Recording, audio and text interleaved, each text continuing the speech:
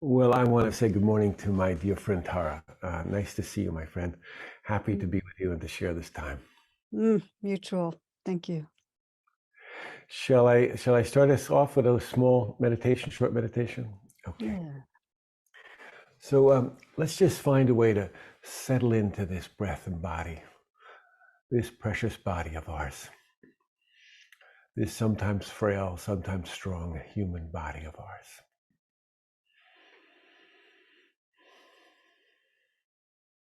And fling open all the doors and windows of the senses of seeing and hearing, of smelling and tasting, of touching, the doorways and windows to the mind.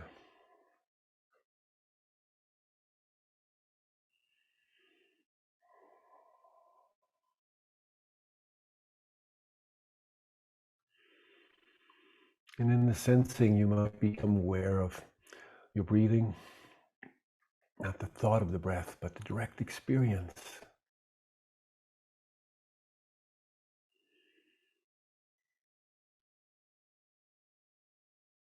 And to notice where you feel that most vividly.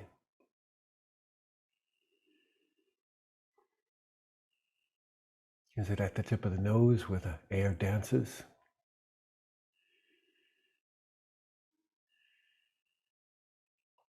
Or in the chest, the way the ribs lift and separate?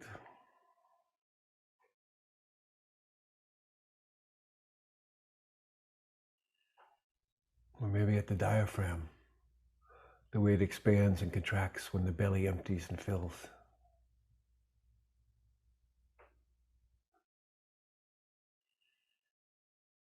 Or for some of us, we feel the breath in the whole body breathing.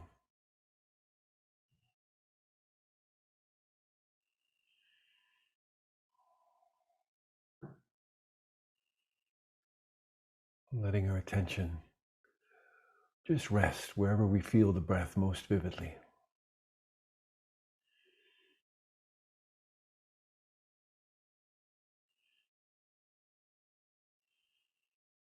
This communion between awareness and the breath.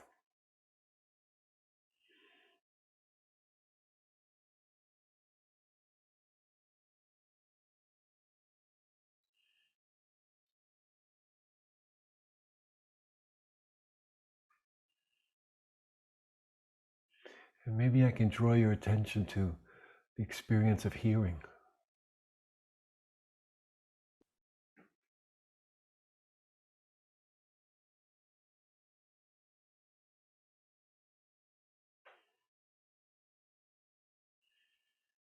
And as your attention becomes more settled there, you might notice the silence.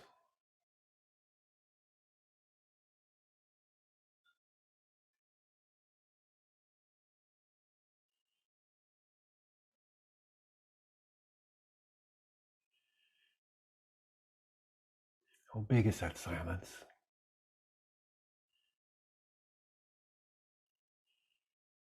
And does it extend beyond your head? Does it fill the room?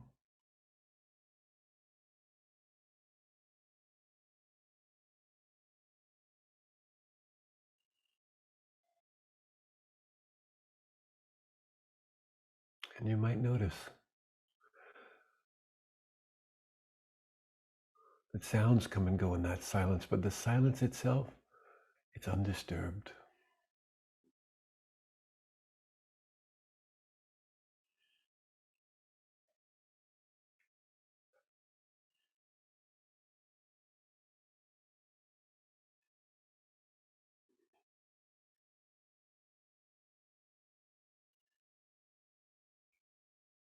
The silence welcoming everything, pushing away nothing.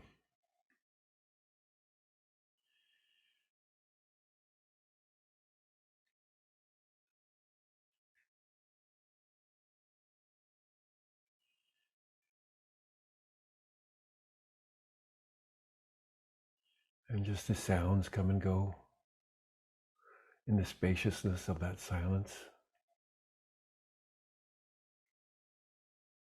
so too our thoughts and our emotions, our moods. They too can be known in that spacious silence.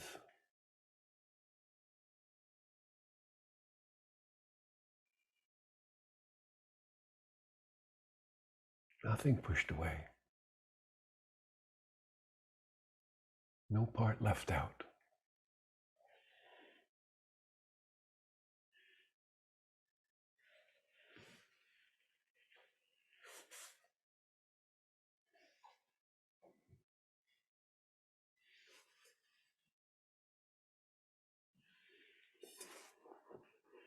We're never just sitting for ourselves. We're always sitting with each other. And so already, here we are, finding our common ground, finding our connection to each other.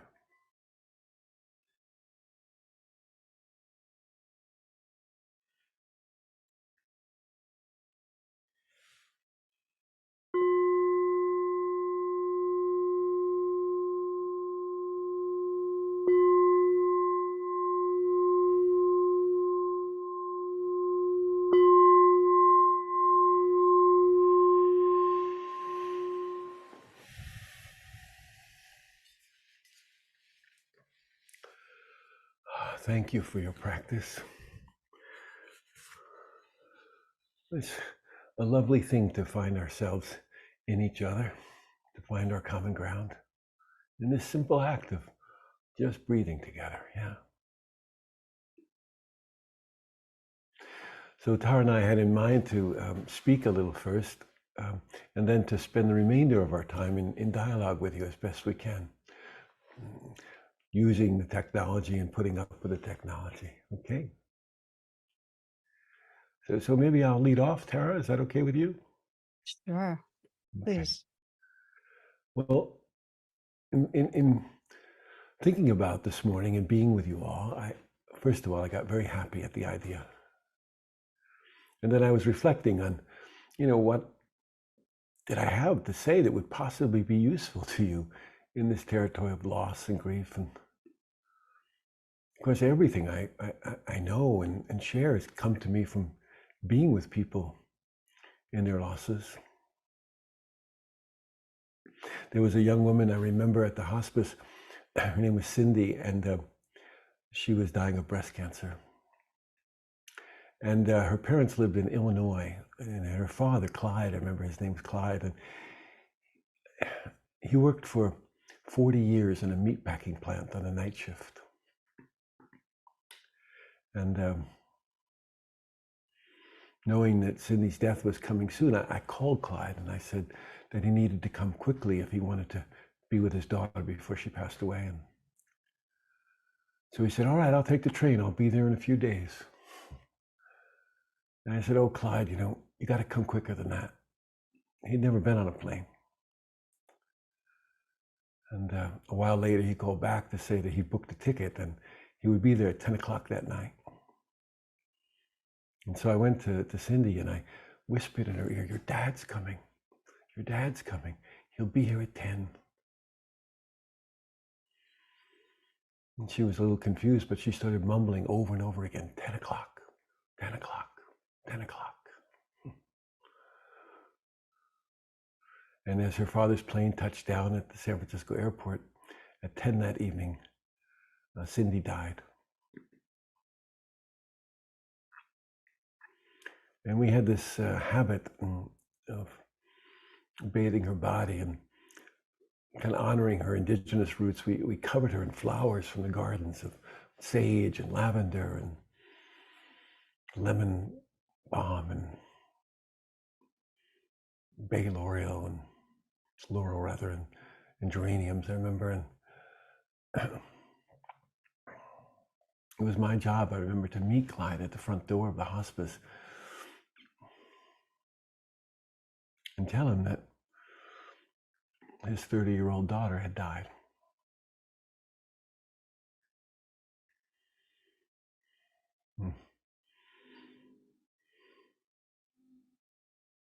I can't tell these stories without entering them.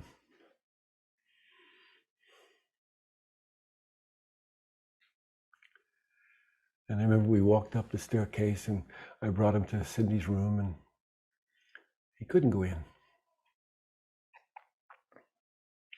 And so one of our volunteers stayed with Cindy and I stayed with Clyde. One to bear witness to death, one to stay with grief.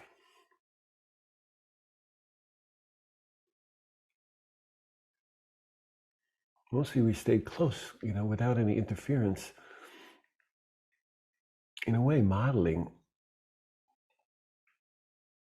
what's possible with grief. And about 3 a.m, I said to Clyde, Clyde, I've got to go home. I'm tired now, and I need to get my kids up or to go off to school in the morning. And he said, it's all right, I'll stay here. And I remember that I came back about 8 a.m, and Clyde was sitting on the edge of the bed with his daughter, and he had his hand slipped under the herbs and flowers, and he was holding Cindy's foot. And he had a bagel in the other hand, and he had the phone tucked in his shoulder, and he was making funeral arrangements for his daughter back home. And clearly there'd been a shift in Clyde, not just because of time, but because he could enter into the truth of this loss and this grief. And I remember saying to him, Clyde, I can't imagine what you must be experiencing. It's so strange to have your daughter die before you do.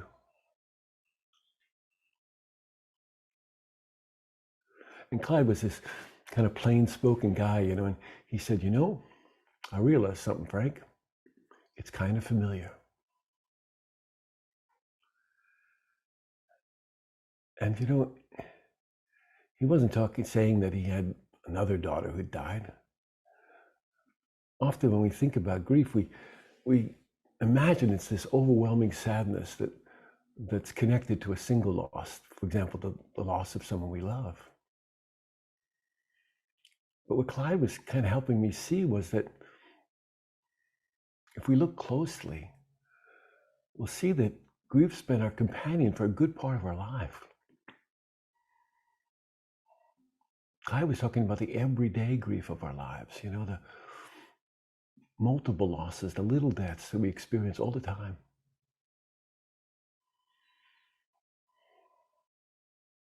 An abrupt breakup with someone we love, a financial crisis, the challenges of infertility, the loss of dreams. And sometimes our grief is about what we've had and lost, and sometimes, maybe a lot of the time, it's about what we never got to have.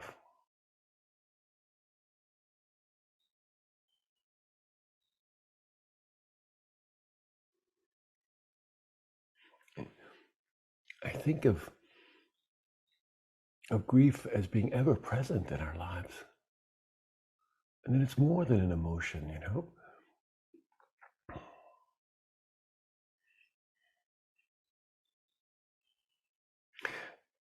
I'm speaking to you now about these things because it's very alive for me. I'm feeling a kind of tenderness and grief, and I have been for a while now. A few months ago, 2 months ago, my brother died, and that was the second of my 3 brothers to die. And a while back, my marriage ended. And now I live alone, and I have to face illness and my limitations from my strokes, and I can't drive anymore, and I'm half blind. And I'm lonely often.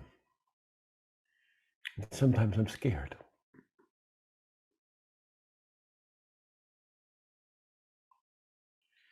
But when I can muster it, and I can bring loving awareness to all of that, I find that the process of grieving is what becomes less about missing someone and repairing my history, and more about being fully alive.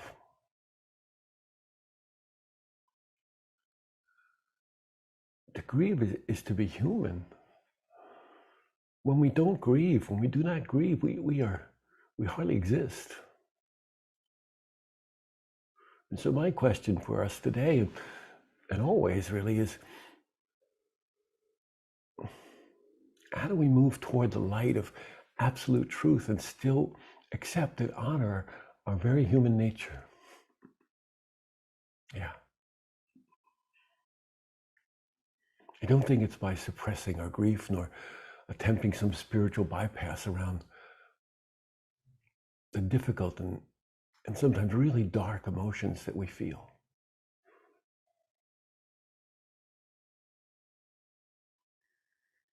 Don't make believe you're not feeling it. Let grief happen and allow yourself to know it completely. Because the more we try to push it away, the more it clings. Like in the meditation, we can develop a quality of spaciousness around it, an awareness of the grief so that it has room to move, to unfold, to show us all its faces.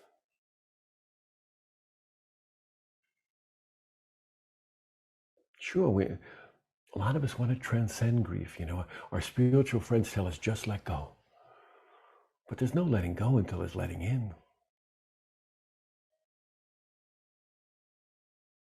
The feelings of loss, they're not something I want to transcend. Trying to transcend those kind of states of mind and heart that are associated with grief, it feels false to me. Like I'm denying some part of my humanity. So a wiser and, I don't know, maybe a more compassionate approach is to trust the process of grief, to recognize it as a path to wholeness.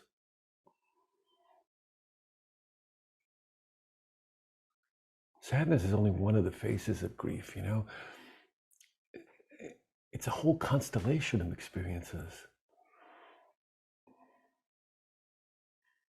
There's sadness, of course, and there's also loneliness and blame and shame.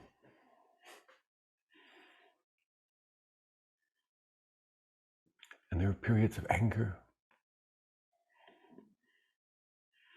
And sometimes we feel so numb, it seems like we're walking through molasses. So today I want to explore together with you how allowing grief allows us to pass through to non-grieving. I don't mean that we'll never have grief again. I mean that our relationship to it doesn't have us by the throat. That we can be in life and include this grief. And that this helps us to come to a kind of fullness of our humanity and even a kind of aliveness, actually. And so, later as we respond to questions, I'll talk about what helps, But that's all I want to say at the beginning, because I really want to hear from Tara and see what we can discover together, okay? That's why we're here. We just want to try and discover together what actually helps and find our humanity in our losses. Okay, I'll be quiet now.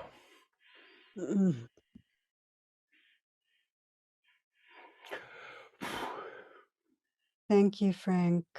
I listen and feel my heart just kind of dissolving open. And I was trying to put a word on it, and I feel accompanied.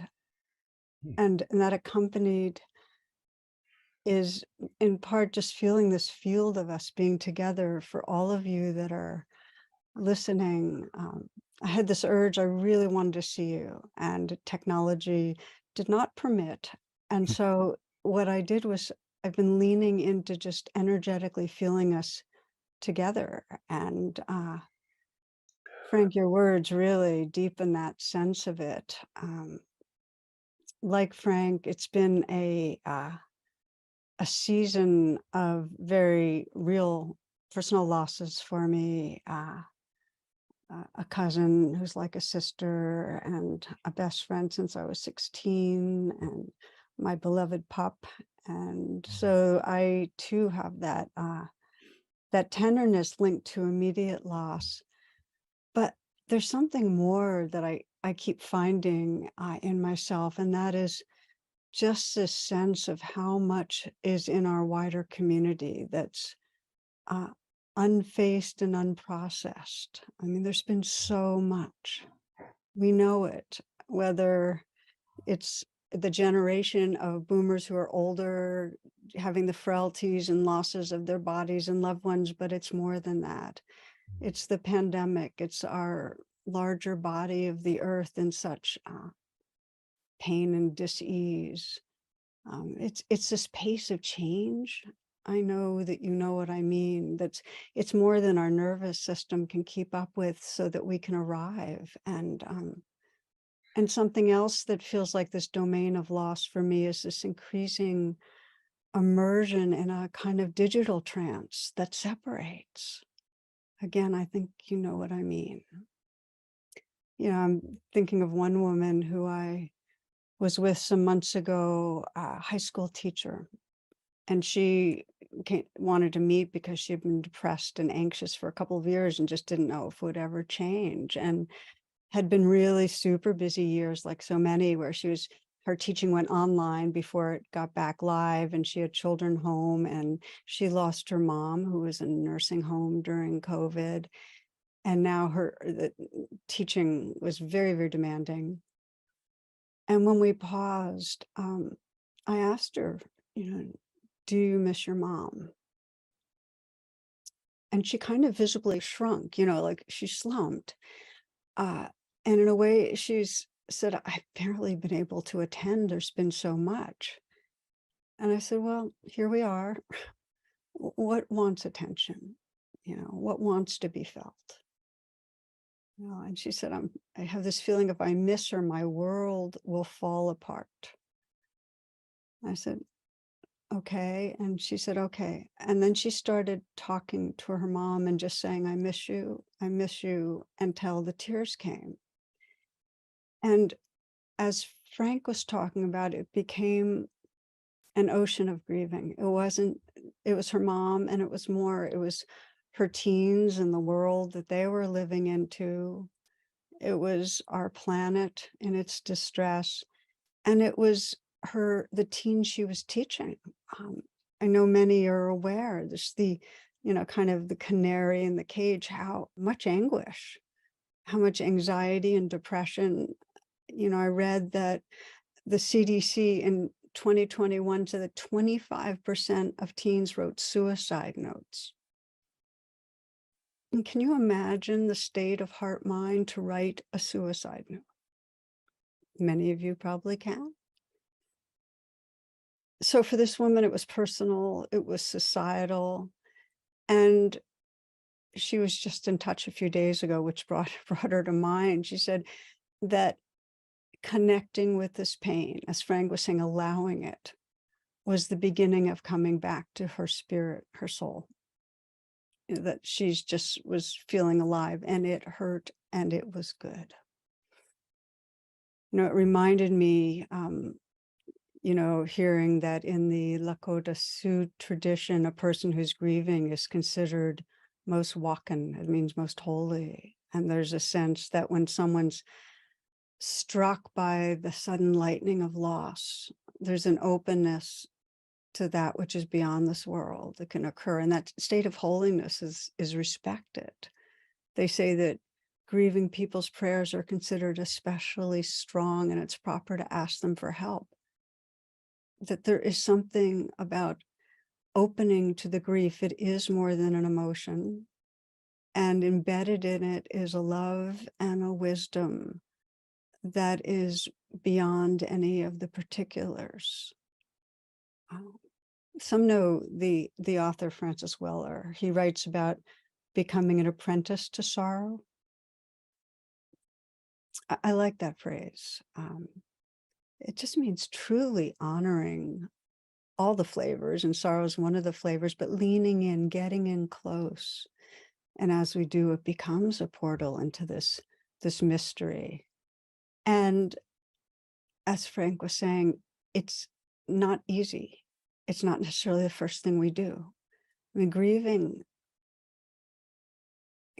is a wilderness. It's our naturalness. It's intrinsic to our nature. And opening and entering into our nature is not supported by society. You know, in much of the developed world, humans feel separate from nature, and we focus on controlling nature, you know, arming with these mental ideas about what's going on and pulling back from direct experience. There's a classic Zen story where a novice asks the abbot, what happens after we die? And the response is, I don't know. And the novice is upset by that response. He says, but I thought you were a Zen monk. And the response was, I am, but not a dead one. And, you know, we try to think our way into freedom. We try to hold on to certainty. And the whole deal with grieving is opening to the groundlessness, where it's completely not certain. There's no control. But our habit is we get busy sometimes, or compulsively worry or plan or judge or blame. So one of the first steps is to totally forgive that. It's just part of our conditioning. I mean, we know that there are classic stages of grief, and I actually think of them as really just a natural process of undoing resistance. Undoing resistance. I know for myself, when I open and allow sorrow, grief, whatever's happening, I'm coming home. You know, I spent about, I think it was about 5 years spiraling down in terms of my health, and I'm much better now. But for those years, for much of the time, I didn't know why I was failing. But I went from being athletic and just loved all forms of playing outside, you know, to at the most extreme time, having such limited mobility that I couldn't walk up an incline. You know, I couldn't move around. And I had to cut back severely on my work, which I love. And I remember spending a week in a cardiac unit at a hospital and spinning into this huge fear, obsessing about what was wrong, what else could we do, what was I going to have to cancel, you know, what more was going to happen, and really feeling the sense of the possibility of dying and all the tension and fear. And so I knew, because you know, this is what I was trying to live and teach. It was all about practicing with that fear. And so I became really intentional every time I found myself obsessing and spinning. There was a phrase that really helped me, and it was to meet my edge and soften. Just to meet my edge and soften.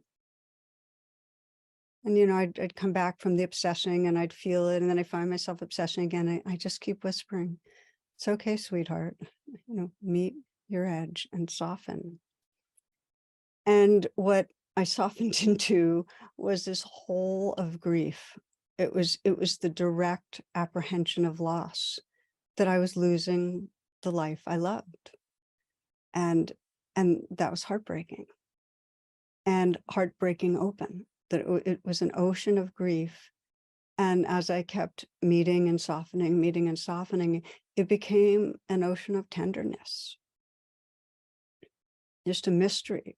And there was not a me there. It was just belonging to that ocean of tenderness. And it became so clear that the fear was trying to manage, and the managing was keeping me separate, keeping me afraid. And that meeting my edge and softening allowed me to relax back into really what I am. I think of John O'Donohue. He says that we manage our lives so powerfully externally as to forget the incredible mystery we're involved in. We manage our lives so powerfully externally as to forget the incredible mystery we're involved in. We can only enter the wilderness of allowing if we want to be here, be awake, be free. Like one wise sage, people would come with their suffering and he'd say, what are you unwilling to feel? It's a beautiful question. One of my inspirations for willingness, for allowing, is Rosemary Watola Traumer. You might have heard of her. She's a poet and she's a very wise, beautiful being. And she experienced, akin to what Frank was describing, the terrible loss of her son, Finn, taking his life. So in that way, it had a different flavor. And she describes in the moments, in the many moments after Finn died, wanting to scream, no, when, and this is how she put it, she said, the only real choice was saying yes to the world as it is. So that became her practice. Her prayer over and over was, open me. That was her practice as she encountered the infinite expressions of grief. Yes, open me. She writes this, she says, it is possible for love to grow after death. If there is a secret, it is perhaps openness, the way air lets light move through. So friends, I love that prayer. Please open me. Or the prayer, please, may I feel loved, or may I know my belonging to loving awareness. Sincere prayer is the voice of awareness calling us home, the bridge between longing and belonging. I know for myself, when I get sincere, when I'm praying from that place of real innocence, tenderness, I become porous. It's like the light that's always been there can shine through. The love can shine through. So opening to what is, meeting our edge, softening, it's really a life path and it's a daily practice, because the truth is there's birth and death in every moment. Pure wilderness. It's entirely groundless. I mean, this is taught in Tibetan Buddhism and Western science. 1 million cells in your body die and are replaced every second. All the cells within 80 to 100 days. So there's a new you, sort of. And through the day, there's a continual arising and passing of thoughts and feelings and images and sounds and larger sweeps. We know it, the beginnings and endings of exercise routines or work, relationships, seasons, births and deaths. And this includes the birth and death of our physical body and all those who are dear, and our species and stars and galaxies. So change is always happening. And this path we're pointing to is really about how we relate to that groundlessness. Do we resist and control and try to find ground? In which case, forgiven, that's part of the path, open to that. Or do we say yes? Do we pray, open me? So it's a daily practice. And this might sound morbid, but I found this teaching from Bhutan, which is to contemplate death 5 times a day brings happiness. I think it's so powerful. 5 times a day brings happiness. And it really resonates. I mean, I found that to the degree I'm facing the reality of impermanence and death, to that degree, love is waking up through me. You know how the Tibetans put it, if everything changes, then what is really true? Is there something behind the appearances, something boundless and infinitely spacious, innately loving, in which the dance of change and impermanence takes place? I mentioned one of my best friends died. And so one evening, this was a couple of months ago, I was with her and I was talking with her, and then we'd be quiet and feeding her little bits of watermelon and then stroking her head, just feeling her love and our love. And I'd been grieving for months because we all knew there were no more treatments left. And I was looking at her face as she went in and out of pain, and it was so clear. The transparency was so clear. And I suspect many of you have experienced that, that this cancer-filled body was not who she was. Could feel her spirit, something timeless, our spirit communing. You know, we've taken so many walks along the river right here, the Potomac. I walk now and I can feel it. We commune. You know, again, Rosemary Watola Troma writes, I have no phone receiver to connect me to the other side, but every day I speak to my beloveds through candle flame. It is possible to be with someone who is gone. It is possible to feel what cannot be seen, to sense what cannot be heard, to be held by what cannot be touched.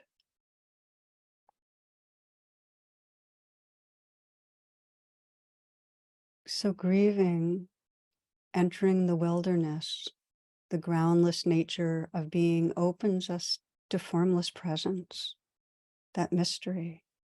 I saw this a few years ago when I was with another mom who lost her teen daughter, and this seems to be a theme here, but I'll share it, again, who took her life.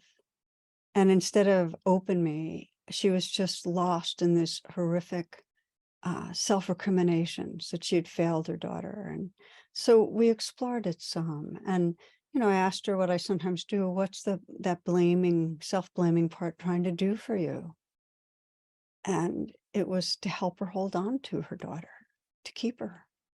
What would happen if you stopped? I'd lose her. We'd be completely cut off. So this part, the self-blaming part, was loving her daughter, but it was misguided. So she called in her daughter's presence. Said, call on her, call on her wisdom, call on who you know she really is, and just ask her what she wants. And it was so immediate, so spontaneous. Forgive yourself, forgive yourself. So she put her hand on her heart, as I am now. I often do it.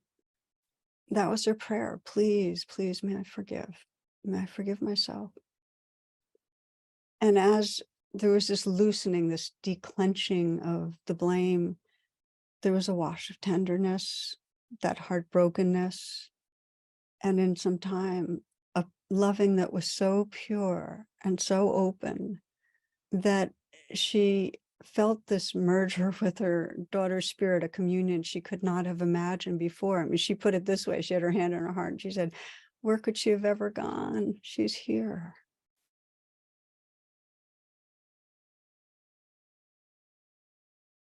John O'Donohue, sharing with you a few of my favorite little verses. He says, when the work of grief is done, the wound of loss will heal, and you will have learned to wean your eyes from the gap in the air and be able to enter the hearth in your soul, where your loved one has awaited your return all the time.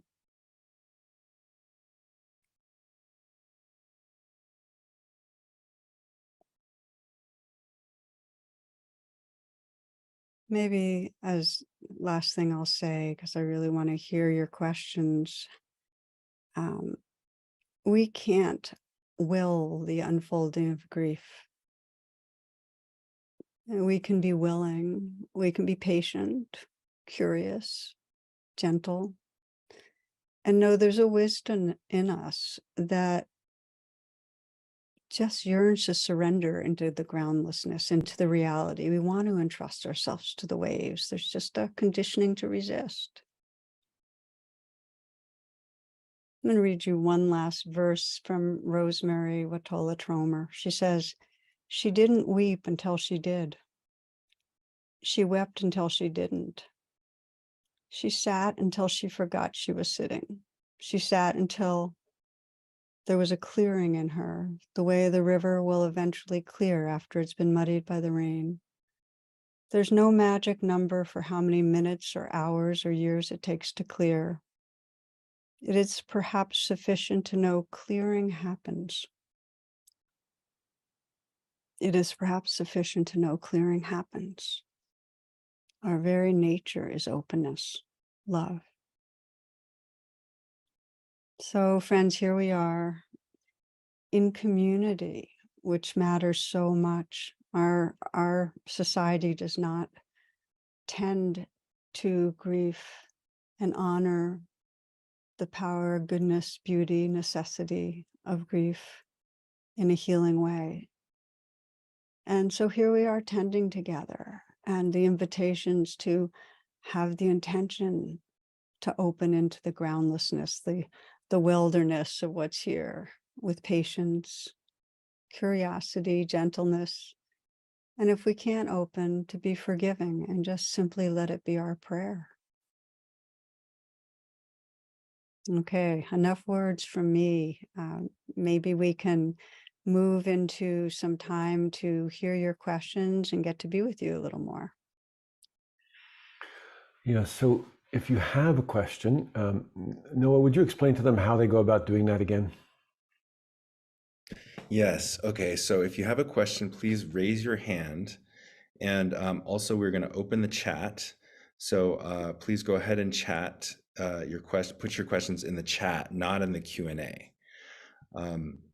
And okay, you have to enable raise hand. All right. So now you can raise your hand. Roshi Joan will be sharing some questions from the chat, and I will start to bring people in from the raised hands to be panelists. And please only raise your hand if you want to have your camera on, your video on, and then raise your hand again once you're a panelist, and we'll make sure we get to you. Okay, so go ahead, Roshi. Yes, this is a question. Hold on. First of all, I have to thank Tara and Frank for your words. I think they touched all of us so deeply. And I see a number of questions here. Let me just scan to it. It says, finding that difficult balance between navigating life and doing this important work. Lori asks that. How do we find that balance between navigating life and doing this important work? Oh boy. Well, I think one of the things is that though sometimes we may feel it, we are not victims. You know, we can calm ourselves. We can come into the present. We can say, sweetheart, open to this moment, you know. And then the resources of our innate compassion help us to make wise choices, I think. I think one of the things that helps us in this regard is that we can share our grief with others, like we're doing now. There's a power in naming our grief, I think, you know, that gives us an ability to be in this ever-changing, difficult world of ours, you know. We can inhabit some silence and some aloneness. We can trust the kindness of our wise hearts to be a reliable guide. Yeah.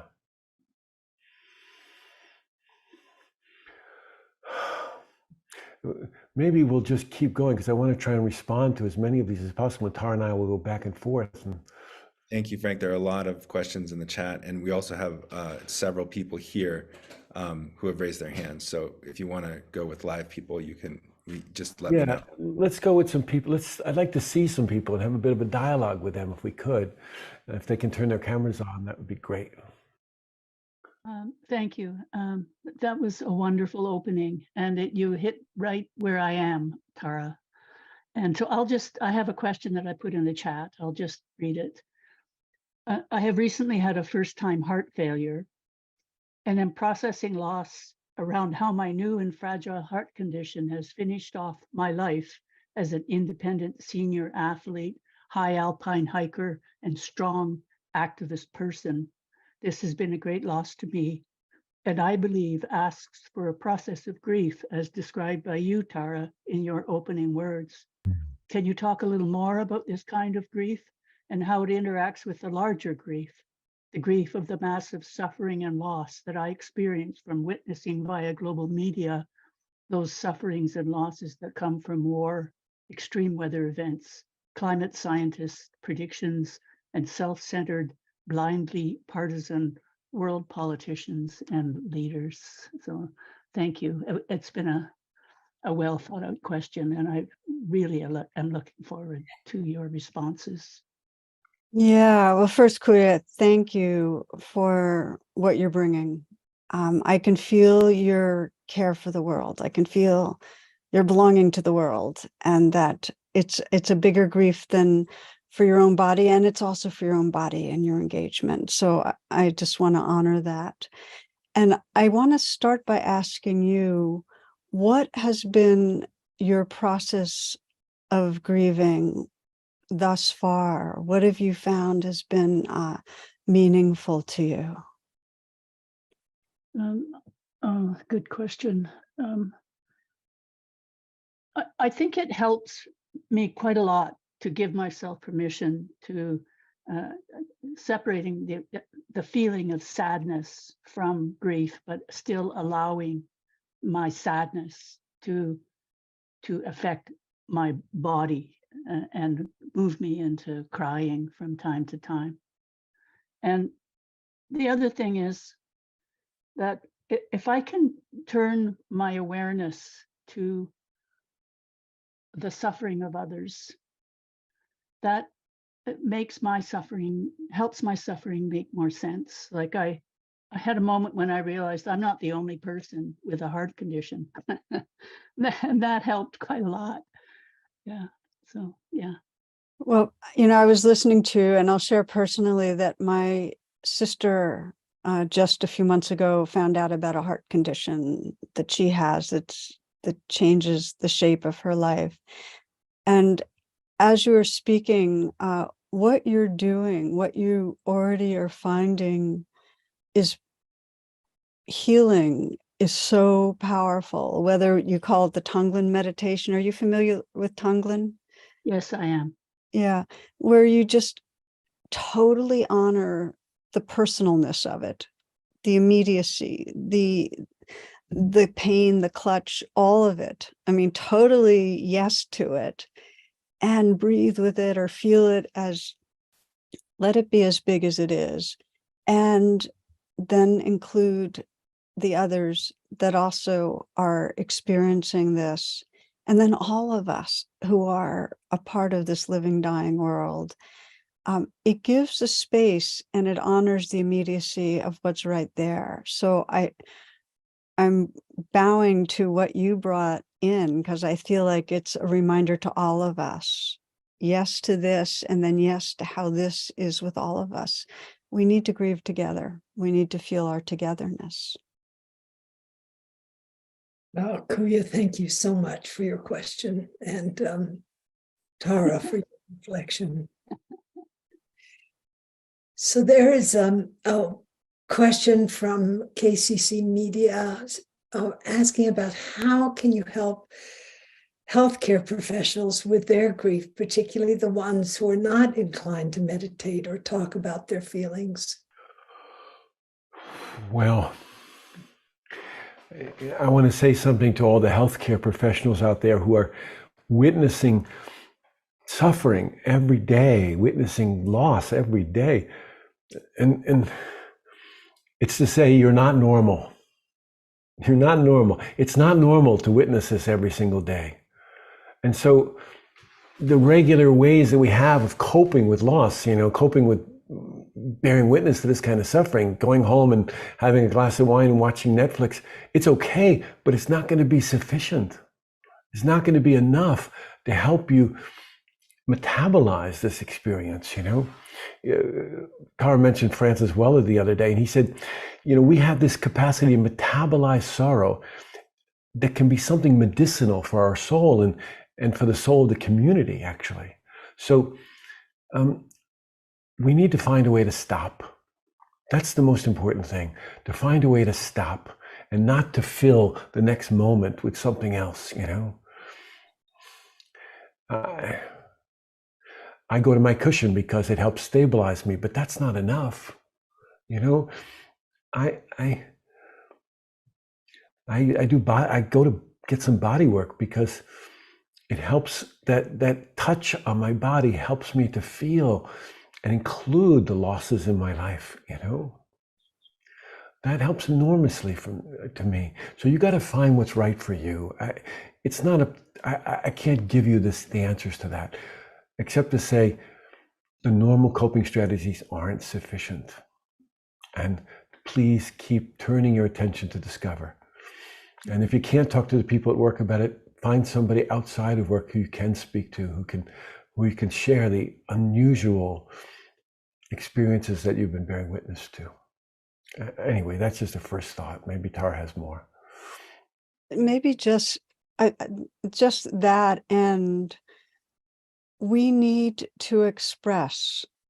As soon as we start communicating, we start communing, which means we start touching into a larger space that has room for these currents that are so real and human. And some people say, well, I don't have anyone to communicate to. And that may be so. I mean, we might try to play our edge and find somebody that we feel safe enough or it feels appropriate enough. But if not, communicate through prayer, your own version of it. Express what you're feeling in the quietness. Just express it to the universe and sense that there's space, because there's a real power in naming and expressing, no matter who we think we're expressing it to. Thank you. Yeah, perfect.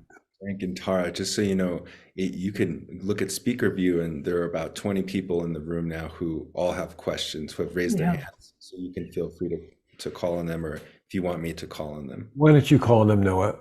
Okay. Yeah. I And think you know- Gary is next. Yes. Gary, what's on your heart, Gary? Well, thank you very much, Frank and Tara. I really, really appreciate your hearts and wisdom. My question is about getting in touch with grief and how to do that. I retired about 9 years ago. I was a healthcare worker, and I thought I was going to be able to just kick back and enjoy life. And within a few months, I plunged into a very deep depression. And it was dangerously deep. And I had a lot of despair. And I finally got into a program, a 12-step program that really focused on self-love, and also the notion that unprocessed grief can express itself as depression. So I started working on, well, how do I grieve? Okay, let me help me to grieve. And I did, for a while I was getting a little bit in touch with my grief. And then I did a program about 4 or 5 months ago that was very intense about my parents. I didn't even know I loved my parents until I did that. And I just suddenly experienced deep grief about not only their death, that was not the most of it. What was lost between us that never happened. And ever since then, I've been, trying to, quote, get in touch with grief and be a good griever.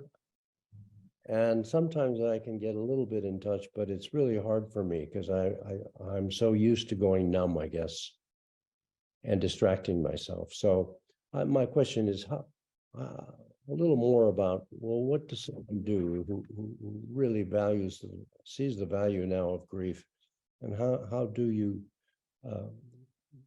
be more in touch with that or experience that more directly? And I know you can't control it, but a little bit of help in that direction would be great. Gary, I mean, you worked in healthcare for a long time, it sounds like, and one of the things I think is most useful there is to understand that vulnerability is not weakness, and in that world, as well as I, that there's a kind of conceit there that it cuts us off from our hearts, makes it difficult for us to be with our own grief or with others. But I like what you said about your parents and how sometimes you just didn't get what you wanted, you know, or needed. It's not that you had this great experience and then they were gone. It's that, oh, something was missing.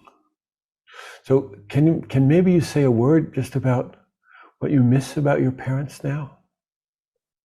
Well, it's easy for me to explain that. Feelings and emotions were never dealt with in my family. So that was part of the habit that was there. And so if you think about it now, if they were here now, what would you say you miss? In them, not just in what didn't happen, not just in the dynamic, but yeah.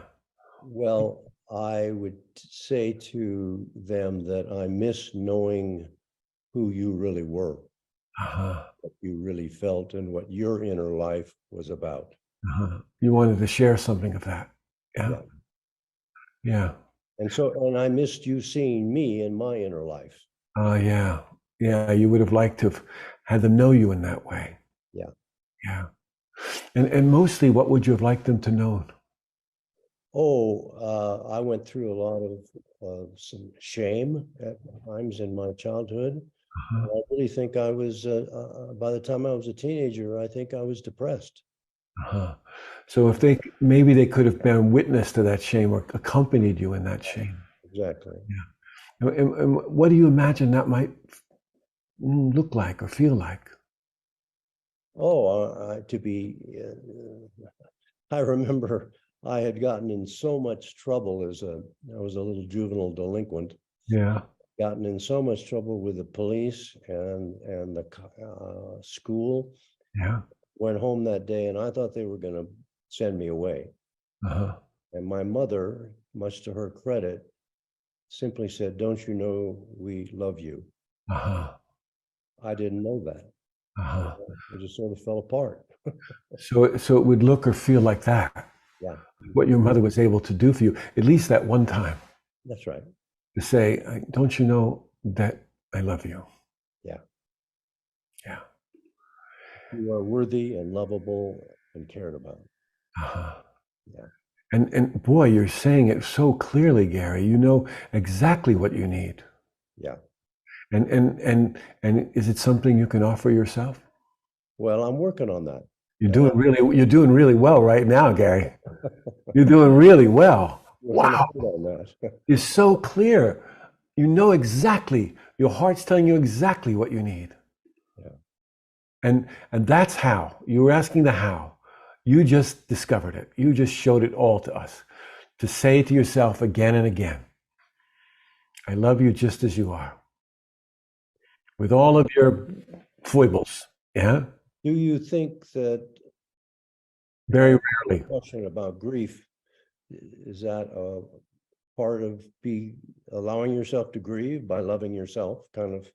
I don't know, Gary, but I think it's a good place to start. Yeah.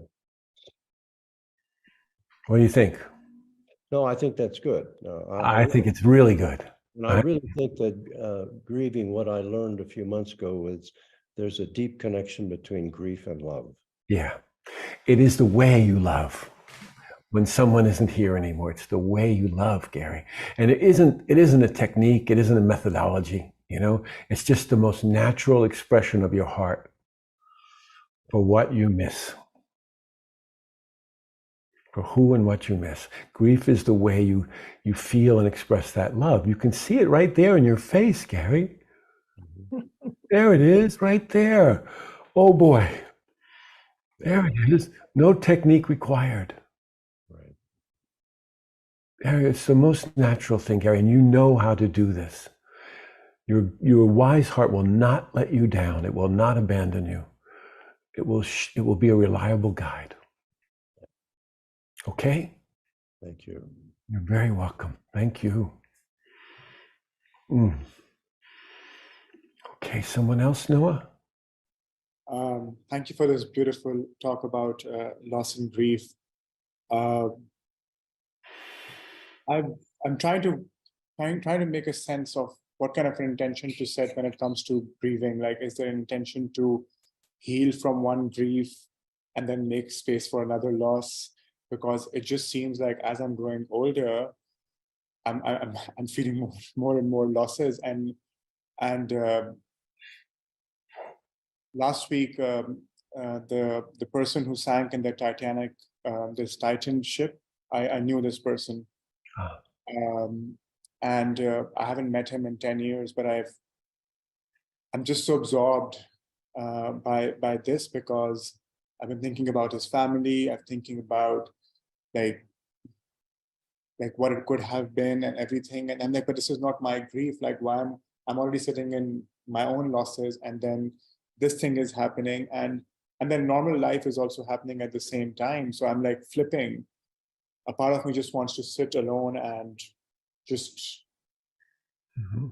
heal my heart, because the speed of society is so fast that there's not much time to heal, and all the responsibilities, and sometimes it's just freezing the hearts, not even consciously. It just gets happen, and then it's so difficult to unfreeze it again.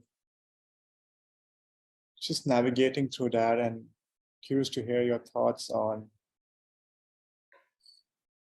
should I be trying to heal from grief? Like, what should the intention be? I'm trying to set an intention.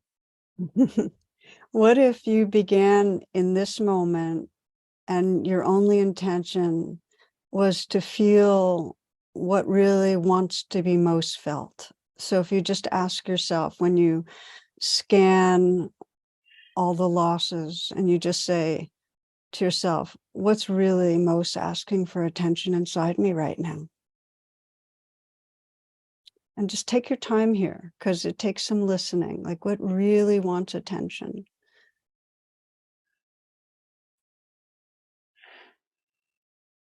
The tenderness in me, which needs attention, and I'm not able to find the time, because there's a whole story. Like, there are other stories about I can't Okay, find so time. wait. So right now, since we're here, where's that tenderness? If you give yourself permission and just say, okay, I'm checking in. Yeah, okay. So you can feel where it is. And we can all use a pause right here. What if each of us just took this moment to feel what's most real and alive and tender, and breathe with that and honor it? Maybe even that prayer, open me, really without any resistance, just allowing. And maybe there's something that tenderness wants you to know, wants you to feel more of. Just a gentle listening presence right now.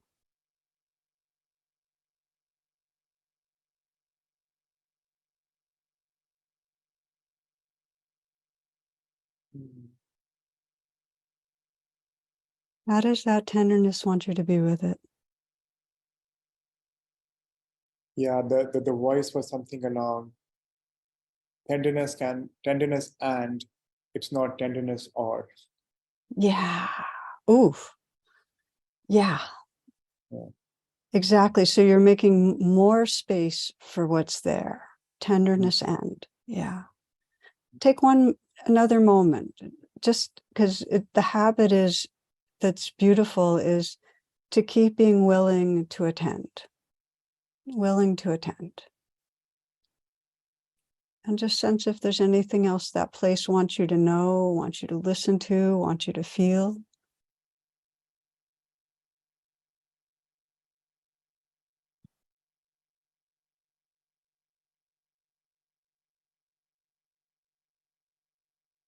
Just some fear showed up, and that fear was as if, like, if this tenderness and fear can it coexist, and again the fear goes to stories. It's interesting how the stories keep pulling, and they're fear-based. So you are being mindful. That's mindfulness. You're noticing, oh, the story contracts into more fears. What happens if you keep coming back to your body and saying, yes, there's room for the fear and the tenderness and whatever else. There's room for it all. And I think for now, my sense is that I can feel your understanding, that you get it.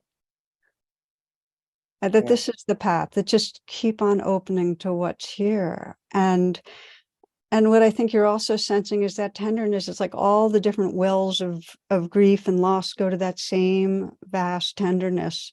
So whatever one comes up, it's just come back to this place. Thank you. Yeah, thank you, dear. Yeah.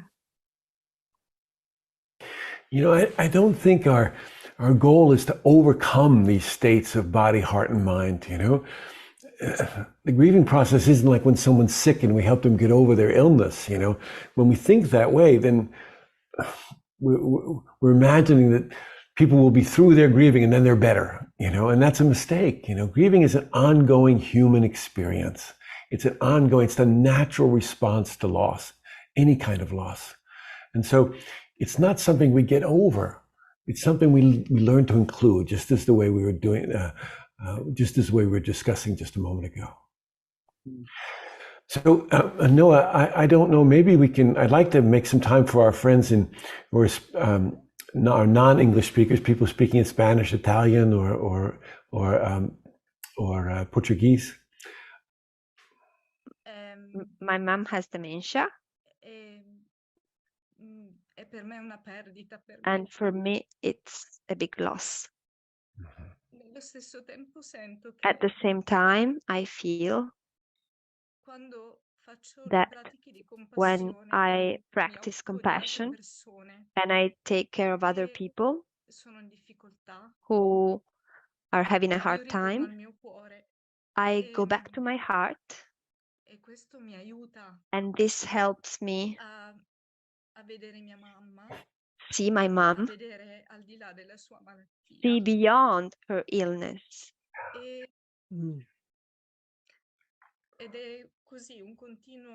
And it's always like this. I mean, sometimes I cannot do it, and when I feel that there is resistance and I feel it in my body, then I know what to do.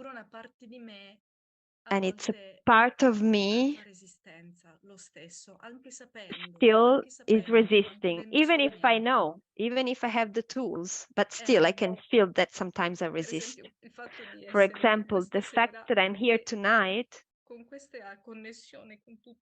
with this connection with everybody else, with all of you, I find it very powerful, very inspiring to continue, even if sometimes I have this resistance in myself, to stand up again and try to get in touch again with this part. I just wanted to say this.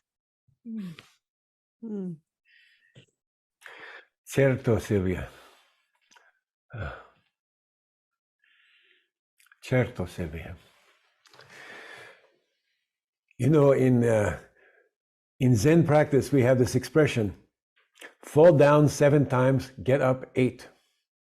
Yeah? So we understand that the resistance is part of the experience. The resistance isn't something separate than the grief, it's an expression of the grief. Yeah?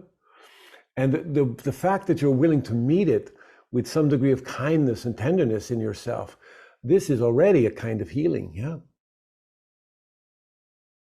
Okay. Sì, prego. Huh? Okay. I think that Silvia has answered her own question. That you can continue to see your mother as more than her illness. That you can continue to know that there's a whole human being there, despite the distressing disguise of dementia. Thank you, Sylvia. So we have someone else, Trinidad Guimeno de Carlos. What's your name? Trinidad, can you hear me? My name is Trinidad. Sí. Okay, so my daughter passed away and I can understand grief, but something that is really difficult for me to understand is this pain, the pain she went through, the pain that the whole family has gone through. It was a very, very cruel and hard illness and very long illness. She was sick for more than 2 years and a half with COVID in the middle of the pandemic. And all that suffering, I cannot forget that suffering. I try to forget that suffering, but I cannot. I try to think about the good moments, but I cannot even remember the good moments because bad moments are so strong. I don't know if you can help me with this. Can you tell me something?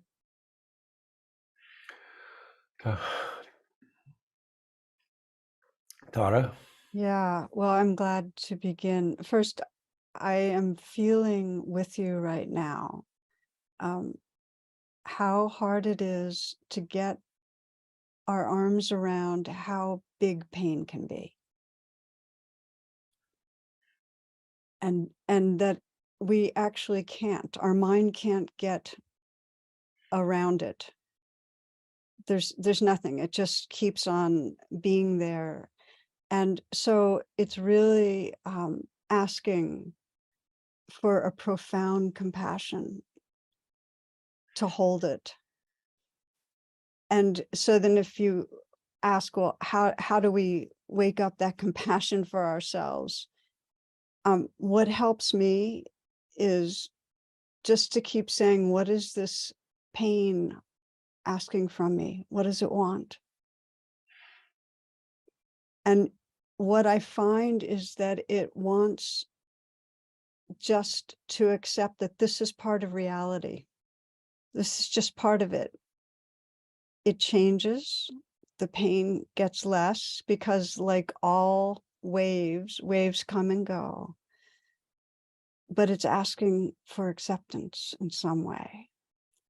And I feel like you already know that, and it's just hard to endure, and that you're not alone. And that really makes a difference to remember that if you look at the other people here, you look at me and Frank, our body minds feel that intensity of pain at times.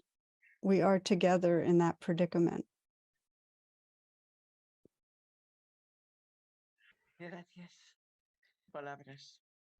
Thank you for your words. Trinidad, I want to add something, okay? You are her mother. You are her mother.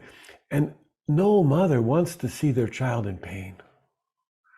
It's sometimes impossible. But it is the job of a mother sometimes, isn't it? And when she was little, you had to care for her pain, yes? And when you did, what did you do when she was little? Huh? With love, Sí. I was embracing her, I was gazing her, I was looking at her.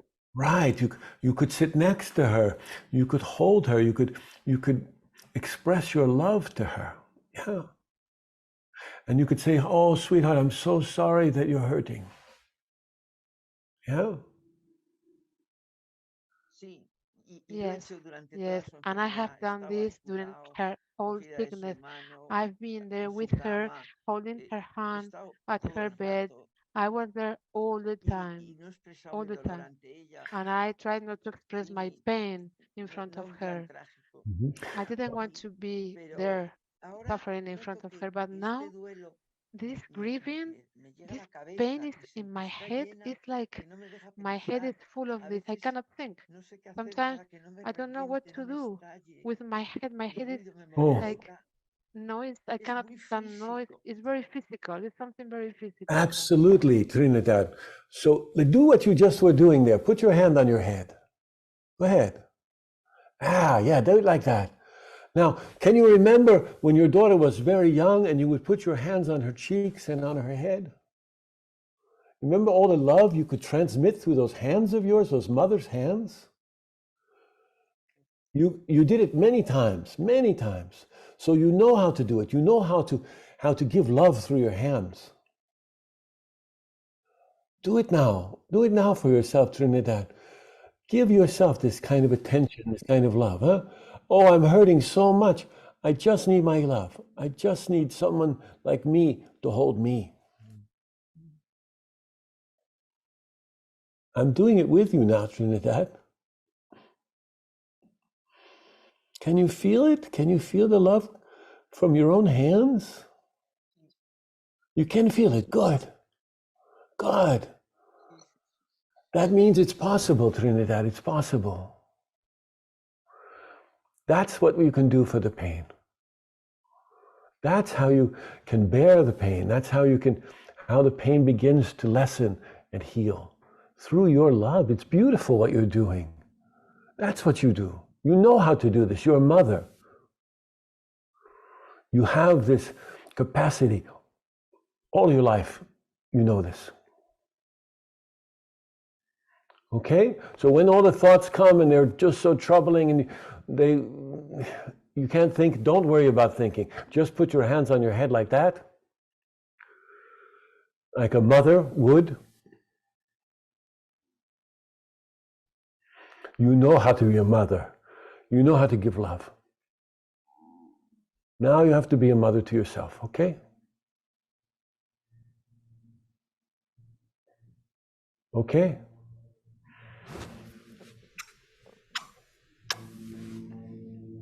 Okay. Sí, sí. Thank you so, so much. Thank You you so know how much. to do it. You know how to do it. Okay. Roshi, do we have a question in the chat that we can respond to? We have many. I'm sure. Yes, over 100. Yeah. So we take one. We take one at a so time. yeah, I was like, oh my goodness. So this is a beautiful question. It says, and it's from Marcia. Can you please detail what it means more specifically to be with your grief or to be with your emotions? What does that mean exactly? To be what with? What does that look like? What is the process when you're feeling an intense anger, for example? Well, you see what we just did with Trinidad? I mean, it's overwhelming sometimes. And all we can do is do this. It seems impossible sometimes. And so we do it like that. We hold ourselves. We put our hands on our heart, as Tara said before. That's the specificity that we sometimes need. And then our wise heart will keep showing us what comes next. It's not like there's a 1, 2, 3 strategy here. You know, we learn to trust our wise hearts, not just our emotional heart. Yeah. And it guides us in this process. So we start with something simple. We put our hands on our hearts. We put our hands on our heads. We say to ourselves, this feels impossible, but I'm not going to leave you. This feels impossible, but I'm not going to leave you. So that's the first step in my heart and mind that I could offer. Tara, maybe you have some other specificity you could suggest. It doesn't always appear as grief. So you start right where you are. It can be anger, it can be depression, it can be numbness, it can be shame. To honor the flavors, because in the moments of truly saying yes to what's there and in feeling in the body, like keep inviting yourself into your body, your throat, your chest, your belly, it frees up what's there to keep unfolding and teaching and guiding and expressing. And I know for some, there's a sense that I'm numb, I'm cut off. You know, I know something's there, I want to feel it. If you feel cut off, sense that there is in you a longing to feel, and just feel that. Feel the numbness and feel the longing to feel. there are some times that I just pray to be intimate with what's here, to have a way to be intimate. So I really want to invite you to pray, to communicate even to and from the numbness, if that's there, because that starts movement, that makes us more porous, that opens us up into the tenderness.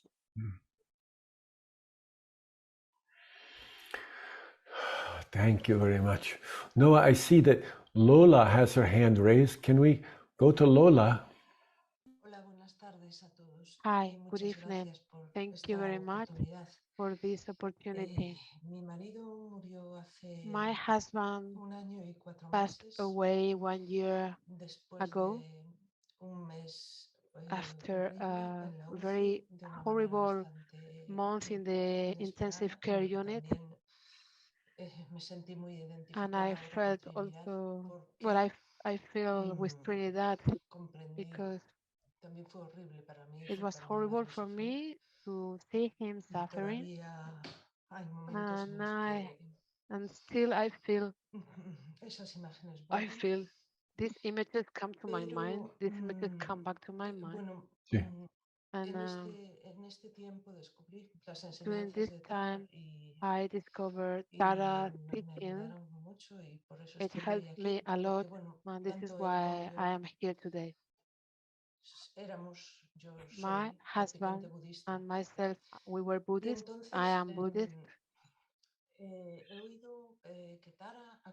So, Tara, you said today something like possibility of keeping the connection with this love that can grow after the beloved one is dying or is dead, or the connection with this mother, with the daughter after suicide. But for me, there is a contradiction because I am a Buddhist. So I learned as Buddhist that mind goes on, reincarnates in another body. So how is this possible? How can I think that I can be in contact with him? But can I keep this connection with my husband? Although he maybe is in another body or he has gone on with his traveling or... Thank you, Lola. It's a beautiful question. And if we say beyond Buddhist or Hindu or anything, there's a mystery. And I think you can feel that. There's a mystery about what is and who we are. That field of who we are together is a mystery. And so it helps to put aside any mental idea of, oh, he's in another body, and let yourself open to the unknowing of the mystery and sense, well, what's essence? What is the essence of his being? And just almost invite yourself to open to what's the essence? Who are we beyond our separate selves in our togetherness? And just see what happens without having any ideas about it. I'm going to pause here and just ask you, what is it like to hear those words?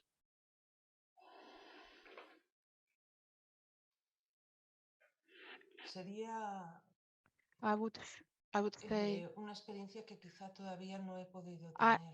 I had never had this experience yet, because in a way,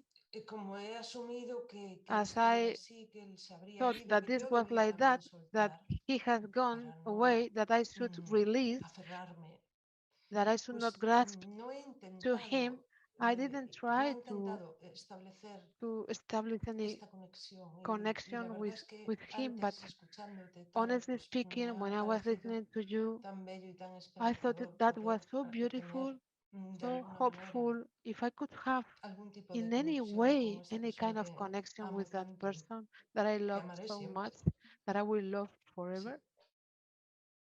Tell me what happens when you feel you're loving right now, right this moment. When you feel you're loving for him, what is it that you become aware of? And take a few moments to sense into that.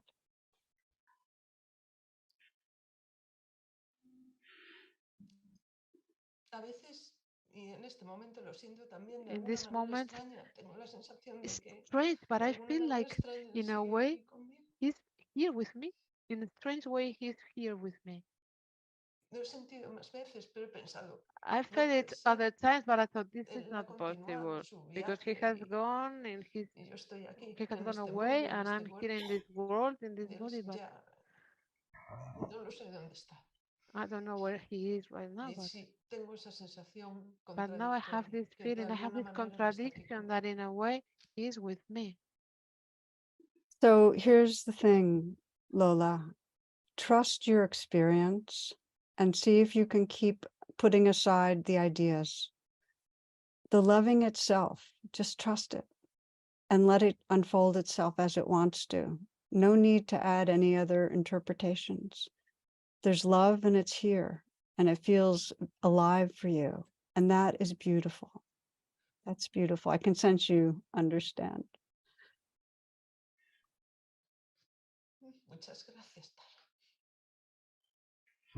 Thank you very much. So Tara, I have a difficult time with time, huh? But I think our time is coming to a close now, if I'm correct. You are. Oh, that's magical. That is the mystery at work. So, I just want to, as we close here, I just want to remind us all that we have lots of cultural and religious habits and about managing our grief, and getting over our grief, and that causes us to sometimes be very impatient and afraid of our grief. And it leads us to hurrying ourselves along or hurrying others along through this process. And I'd like to just encourage us in this closing to take our time, to understand that grief has its own rhythm and its own pace, and there's no one way through it. There's just your way, okay? And that when we come together like we are today, we begin to understand the many, many faces of grief and the many ways in which we come to include it in our life. And that's really what it is. It's about coming to include it in our life, not getting over anything, yeah? So I wanted to say that in closing. And then I want to thank my dear friend Tara for saying yes to this. And it's always so much fun and so inspiring to be with you and to learn from you. And I'm very, very grateful. And my dear friend Roshi and my dear friends at Upaya, I have a great love for you all. And I'm so grateful that you do this, that you somehow have made this possible for us all over the world to participate like this. And I would ask all of you who are participating to express your thanks, to express your generosity in a gift to Upaya. They're struggling, and they won't tell you that, but they're really struggling right now. They're trying to keep the doors open, trying to keep these lines open. And if you help us now, if you help Upaya now, it will benefit so many people. So please, if you can, Noah has put in the chat the way in which you can make a gift to Upaya. And whether it's a small gift or a very grand gift, every gift is deeply appreciated. And so please protect this jewel. Care for it with great love, please. And Tara, I want you to have the last word, and maybe however you want to practice or speak, it's good with me. I have a great love. Well, bless you, Frank. It's just the field is so beautiful right now with all of you. And I feel so much gratitude to Upaya, to Roshi Joan, Noah, the translators that have graciously given your time. It just created some magic that's really beautiful. And I guess if I had a final word, it's so easy to make grief, to have a sense of something bad or wrong. And it's such an essence part of our beingness, and embedded in it is love. And there's so much, there's difficulty, sorrow, and beauty. So I'd like to just close with a brief meditation, if that's okay, and start the meditation with a poem. So if you will, wherever you are, take these moments to let yourself feel your body and your heart, feel your breath. This is Mark Nepo's words in Adrift. He says, everything is beautiful, and I am so sad. This is how the heart makes a duet of wonder and grief. The light spraying through the lace of the fern is as delicate as the fibers of memory forming their web around the knot in my throat. The breeze makes the birds move from branch to branch as this ache makes me look for those I've lost in the next room, in the next song, in the laugh of the next stranger. In the very center, under it all, what we have that no one can take away, and all that we've lost face each other. It is there that I'm adrift, feeling punctured by a holiness that exists inside everything. I am so sad, and everything is beautiful.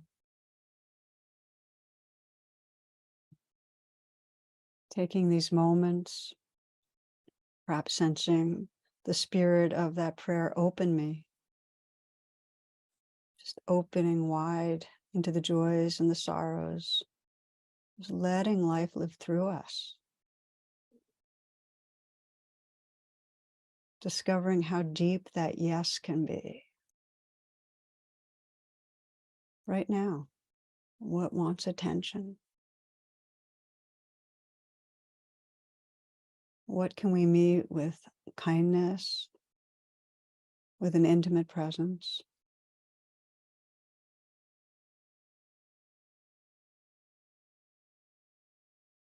And can we sense how that presence is a field that we share, that's holding all of us, that's holding our hurting world, our beautiful world?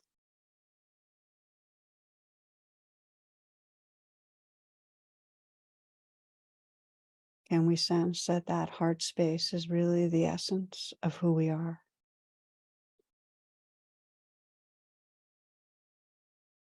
Perhaps closing by feeling a sense of bowing or honoring that presence that's living through all of us, feeling it living inside you, through you, around you, in all of us. And that prayer that this world can wake up to that loving presence and live from that loving presence. Blessings, my friends. It's an honor to be with you.